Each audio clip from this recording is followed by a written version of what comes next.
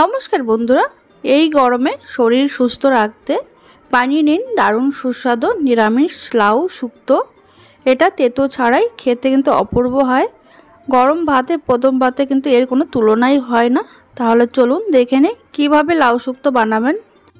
লাউ শুক্তো বানানোর জন্য এখানে লাউ একটা ছোটো সাইজের লাউ খোসাটা ছাড়িয়ে ঠিক এরকমভাবে কেটে নিয়েছি।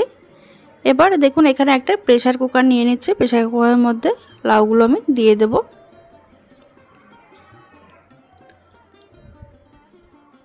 এবার এর মধ্যে দিয়ে দেবো হাফ কাপের থেকে একটু কম জল। জলের পরিমাণটা কিন্তু খুবই কম দিতে হবে। তারপরে দিয়ে দিচ্ছি সামান্য নুন।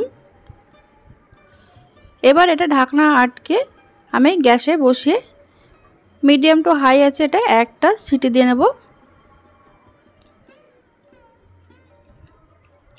এবার অন্যদিকে এই শুক্তো তৈরি করার জন্য একটা মশলা তৈরি করে নিচ্ছি। এখানে দেখুন আমি 2 চা চামচ পোস্ত নিয়েছি। পোস্তটা সামান্য জল দিয়ে কিন্তু আমি শিলে বেটে নেব। আর এদিকে দেখুন লাউটা কিন্তু খুব সুন্দরভাবে সিদ্ধ হয়ে গেছে। এবার একটা বাটিতে আমি ঢেলে নিচ্ছি।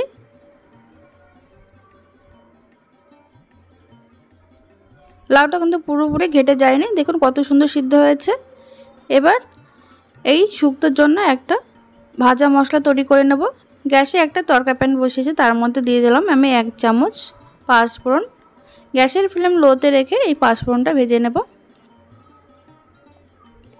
কিছুক্ষণ নাড়াচাড়া করার পর দেখুন কালারটাও চেঞ্জ হয়ে গেছে, সুন্দর গন্ধ বেরিয়েছে। এবার এটা ঠান্ডা হওয়ার পর কিন্তু গুঁড়ো করে নিতে হবে। আর এদিকে দেখুন কড়াইতে দিয়ে দিলাম 1 চামচ সাদা তেল। তারপরে দিয়ে দিলাম 7 থেকে 8টা বিউলির ডালের বড়ি। গ্যাসের ফ্লেম লোতে রেখে ডালের বড়িগুলো কিন্তু একটু লাল করে ভেজে নিতে হবে। বড়িগুলো ভাজা হয়ে গেছে, এবার এগুলো বাটিতে তুলে নিচ্ছি। এবার ওই তেলের মধ্যে আমি ফোড়ন দিচ্ছি একটা শুকনো লঙ্কা, দিয়ে দেবো এর মধ্যে সামান্য কালো সর্ষে, আর দিয়ে দেবো সামান্য রাঁধুনি। এই লাউ শুক্তোতে কিন্তু এই ফোড়ন অবশ্যই দিতে হবে, এর টেস্টটা কিন্তু দুর্দান্ত হয়। তারপরে দিয়ে দিলাম 1 চামচ একটু আদা বাটা। আদাটা আমি এখানে একটু থেতো করেই নিয়েছি, একদম মিহি বাটা করিনি। কিছুক্ষণ নাড়াচাড়া করার পর এর মধ্যে দিয়ে দেবো পোস্ত বাটা। বাটি দিয়ে সামান্য একটু জল দিয়ে এটা কিন্তু খুব সুন্দরভাবে কষিয়ে নিতে হবে। এবার এর মধ্যে দিয়ে দিচ্ছি আমি 1 চিমটি মতো হলুদ। আপনারা যদি এখানে হলুদ পছন্দ না করেন তাহলে নাও দিতে পারেন। এই সামান্য হলুদ দিলে কিন্তু তরকারির যে শুক্তোর যে কালারটা সেটা কিন্তু দারুণ হয়। দেখুন মশলাটা কিন্তু খুব সুন্দরভাবে কষানো হয়ে গেছে, তেলও ছেড়ে দিয়েছে। এর মধ্যে দিয়ে দিয়েছি একটা তেজপাতা, আপনারা যদি ফোড়নে দিতে চান তাহলে দিতে পারেন। তারপরে দেখুন মশলাটা কষিয়ে নেওয়ার পর সিদ্ধ করে লাউটা দিয়ে দেব। লাউটা দিয়ে ভালো করে মিশিয়ে নিতে হবে। এই সময় আমি গ্যাসের ফ্লেম মিডিয়ামেই রেখেছি। এবার এর মধ্যে দিয়ে দেব স্বাদ মতো নুন। যেহেতু সিদ্ধ করার সময় নুন অল্প দিয়েছিলাম, সেই বুঝে নুনটা দিতে হবে। আর দিয়ে দিলাম হাফ চামচ চিনি। নুন আর চিনিতে কিন্তু এটা খুব ভালো করে মিশিয়ে নেব। যেহেতু সিদ্ধ করা লাউ, রান্না হতে কিন্তু খুব একটা বেশি সময়ও লাগবে না। এখানে দেখুন 30 থেকে 40 সেকেন্ড একটু ফুটিয়ে নেওয়ার পর এবার এর মধ্যে দিয়ে দিচ্ছি আমি ভেজে রাখা ডালের বড়ি। ডালের বড়ি দিয়ে আরেকবার একটু মিশিয়ে নিলাম। এবার ঢাকা দিয়ে এটা 1 মিনিট আমি রান্না করে নেব। ঢাকনাটা খুলে নিয়েছি 1 মিনিট পরে। এবার এর মধ্যে দিয়ে দেব আরও একটা স্পেশাল জিনিস, যার জন্য এর টেস্টটা দ্বিগুণ বেড়ে যাবে। এখানে দেখুন আমি হাফ কাপ দুধ নিয়েছি।